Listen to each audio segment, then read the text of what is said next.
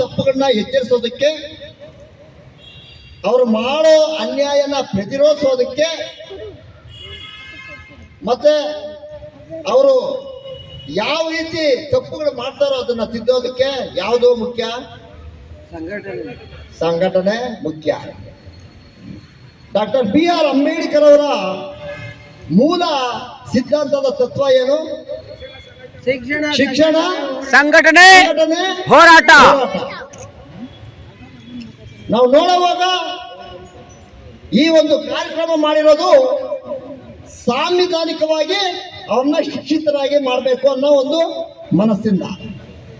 So ಅದರಿಂದ 5 ದಿನಗಳ ಈ ಕಾರ್ಯಕ್ರಮದಲ್ಲಿ ಸಂವಿಧಾನ ಮತ್ತು ಸಾಮಾಜಿಕ ನ್ಯಾಯ, ಸಂವಿಧಾನ ಮತ್ತು ಒಕ್ಕೂಟ ವ್ಯವಸ್ಥೆ ಮತ್ತು ಇತರೆ ಒಂದು 3 ವಿಷಯಗಳನ್ನ ಇಟ್ಕೊಂಡು ನಾವು ಉಪನ್ಯಾಸ ಕಾರ್ಯಕ್ರಮವನ್ನು ಸಹ ಏರ್ಪಡಿಸುತ್ತೇವೆ.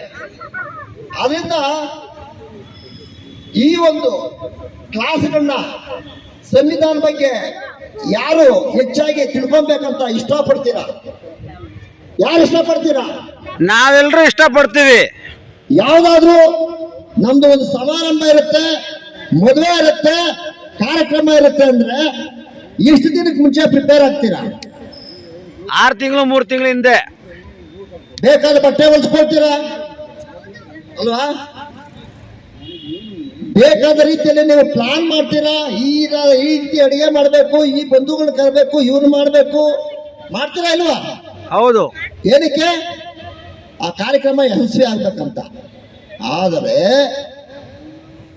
ಪ್ರತಿಯೊಬ್ಬ ಮಾನವ ಜೀವಿಯು ಸ್ವಚ್ಛಂದವಾಗಿ ಬದುಕಲು ಅವರ ಪರಿಧಿಯಲ್ಲಿ, ಅದೇ ರೀತಿ ಕಾಡಲ್ಲಿರೋ ಪ್ರಾಣಿಗಳು ಸ್ವತಂತ್ರವಾಗಿ ಬದುಕೋಕೆ, ಮತ್ತೆ ಪ್ರಕೃತಿ ನೈಸರ್ಗಿಕವಾಗಿ ನೀರಿರ್ಬೋದು, ಏನೇ ಇರ್ಬೋದು, ಪ್ರಾಣಿ ಪಕ್ಷಿಗಳಿರ್ಬೋದು, ಮರಗಳಿರ್ಬೋದು, ಯಾವುದೇ ಇರ್ಬೋದು, ಸ್ವಚ್ಛಂದವಾಗಿ ಬದುಕೋದಕ್ಕೆ ಕಾರಣರಾರಪ್ಪ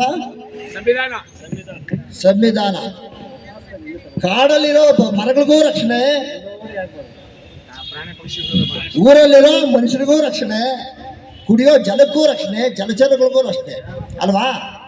ಕಾಡಲ್ಲಿ ಪ್ರಾಣಿಯನ್ನ ಕೇಳೋರಿಲ್ಲ. ಯಾರಾದ್ರೂ ಹೊಡೆದು ಬಿಡ್ಬೋದು ಅಂತಾರೆ. ಹೊಡೆದು ಬಿಟ್ರೆ ಬಿಡ್ತಾರ? ಅದನ್ನ ತಂದು ಕೂಡ ಹಾಕೊಂಡ್ರೆ ಬಿಡ್ತಾರ?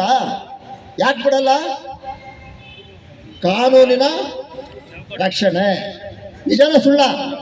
ಆಗಿರೋವಾಗ ಅಂತ ಕಾನೂನು ಕೊಟ್ಟ ಸಂವಿಧಾನ ಶಿಲ್ಪಿ ಡಾಕ್ಟರ್ ಅಂಬೇಡ್ಕರ್ನ ಸ್ಮರಿಸಬೇಕು ಅಂದಾಗ ನಾವೆಲ್ಲ ಮುಂದೆ ಇರ್ಬೇಕಾ, ಹಿಂದೆ ಇರ್ಬೇಕಾ ಅಲ್ವಾ?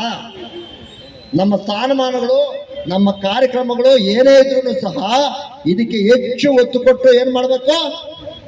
ನಾವಿರ್ಬೇಕು. ಏನಂತಿದೆ ಇಲ್ಲಿ ಬರಹ? ವಿ ಆರ್ ಅಂದ್ರೆ ಏನ್ ಅರ್ಥ? We the people of India. ಅವರಿಂದನೇ ನಾವು ಇರೋದು. ಅವರಿಲ್ಲ ಅಂದ್ರೆ ನಾವಿಲ್ಲ. We the people of India. ಯಾರು ನಾವು? ಭಾರತೀಯರು. ಹಿಂದೂ ಆಗ್ಲಿ, ಮುಸ್ಲಿಂ ಆಗ್ಲಿ, ಕ್ರಿಸ್ತ ಆಗ್ಲಿ, ಜೈನ ಆಗ್ಲಿ, ಬೌದ್ಧ ಆಗ್ಲಿ, ಯಾರೇ ಆಗ್ಲಿ, ನಾವೆಲ್ಲ ಏನು? ಭಾರತೀಯರು. ಜಾತಿ ಧರ್ಮ ಅವರ ಆಚಾರ ವಿಚಾರ ಏನೇ ಇದ್ರು ಸಹ ಸಂವಿಧಾನದಲ್ಲಿ ಎಲ್ಲರೂ ಸಮಾನರು ಅಲ್ವಾ? ಅದಕ್ಕಾಗಿ ನಾವೆಲ್ಲ ಒಂದು ಅಂತ ಹೇಳಿ ನಾವು ಬಂದಿದ್ದೇವೆ. ಆದರೆ ಇದನ್ನ ನಮ್ಮ ಮುಂದಿನ ಪೀಳಿಗೆಗೆ ತಗೊಂಡೋಗೋದು ಹೇಗೆ? ಯಾವ ರೀತಿ? ನಾವು ವಿಚಾರಪರರಾಗಿ ನಮ್ಮ ಮಕ್ಕಳನ್ನು ಆ ದಿಶೆಯಲ್ಲಿ ನಡೆಸಬೇಕಾ ಬೇಡವಾ? ಹೌದು, ನಡೆಸಬೇಕು. ಆ ದಿಕ್ಕಿನಲ್ಲಿ ಇವಾಗ ನನ್ನ ನೋಡಿ ನಮ್ಮ ಮಕ್ಕಳು ಕಲಿತಾರೆ ಅನ್ನೋದಾದ್ರೆ ಅಲ್ವಾ, ಈ ತರ ಒಳ್ಳೆ ವಿಚಾರ ಮಾಡಿದಾಗ ನಾವ್ಯಾವುದೋ ಕಾಲಹರಣ ಮಾಡ್ಕೊಂಡಿದ್ರೆ